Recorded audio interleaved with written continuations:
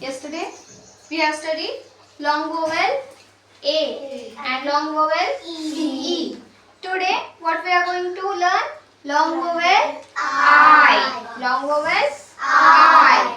So the vowels that make sound of I.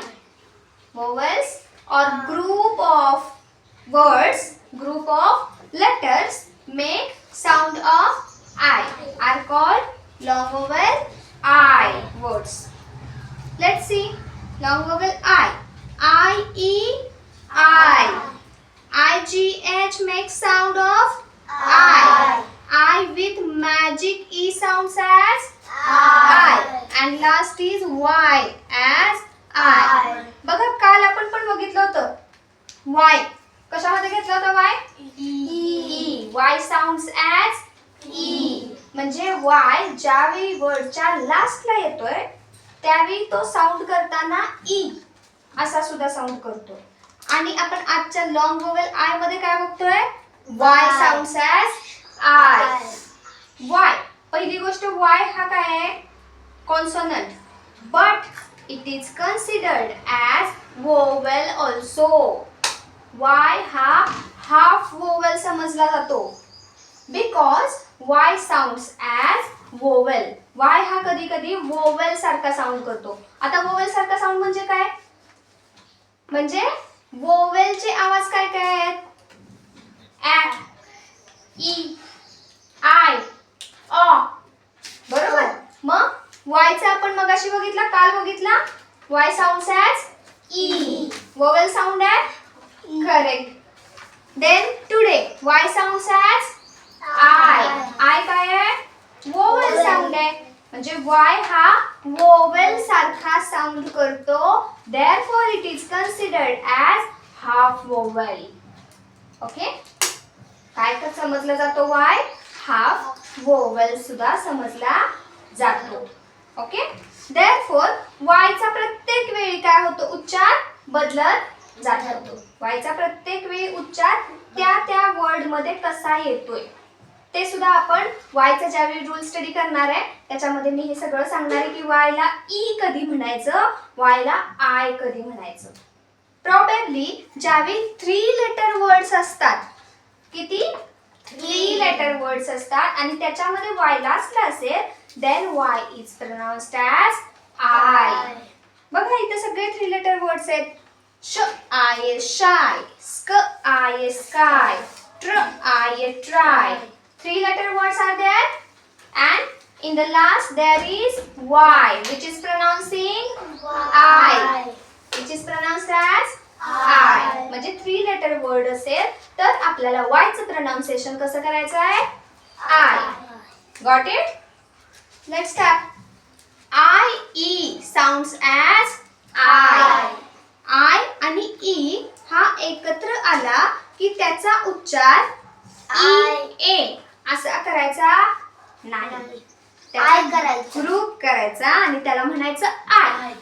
I E sounds as I. Let's see. P I पाय.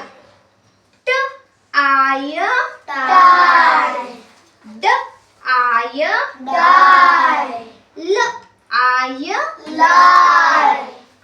C I क्र. I E I. Cr I D. Cry. Is it easy? आहे easy? काय अवघड आहे? सगळ्याचे sounds माहित आहेत आपल्याला. फक्त ते साऊंड जॉईन करून आपल्याला काय करायचं ते वाचायचं आहे. Combination of sound. Next IGH हा सगळ्यात कॉमन प्रॉब्लेम. IGH आलं की आम्हाला काय म्हणायचं ते कळत नाही भरपूर वेळा. फ्रायटन्ड, ब्राइटन्ड, स्ट्रेट ह्याच्यामध्ये IGH येतो. काय येतो? IGH. बट IGH ज्यावेळी असतो त्यावेळी हा GH जो असतो that is silent. Silent means not sound. It does not have any sound. Yes. गप्प बसतो तो. GH काय होतो? कळतच नाही आहे का नाही ते. आपण म्हणतो की नाही क्लासमध्ये सगळे जण बोलतात आणि एकच कोणतरी शांत बसतंय. मग काय म्हणतो? हा आहे की नाही कळतच नाही. सेम लाईक दॅट GH जो आहे तो काय आहे सायलेंट आहे म्हणून I चा उच्चार फक्त येतो तिथं. GH चा उच्चार येत नाही but GH is there. GH is there. Therefore IGH sounds as I. IGH sounds as I. Let's read. L I T Light. F I T Fight. N I T Night. H I T High. B I Bro. Br I T Bright. Okay done. फक्त काय करायचे आपल्याला हे sound लक्षात ठेवायचे आहे की I E आला तर त्याचा साऊंड काय असतो I. IGH. Next is I with magic E. What I have told you yesterday about magic E? त्याच्यामध्ये काय तर वर्ड तर येतोच अल्टरनेट वर्ड इथे असतो बरोबर. एक शब्द येतो एक शब्द मध्ये येतो and E remains silent and sound of I is only pronounced.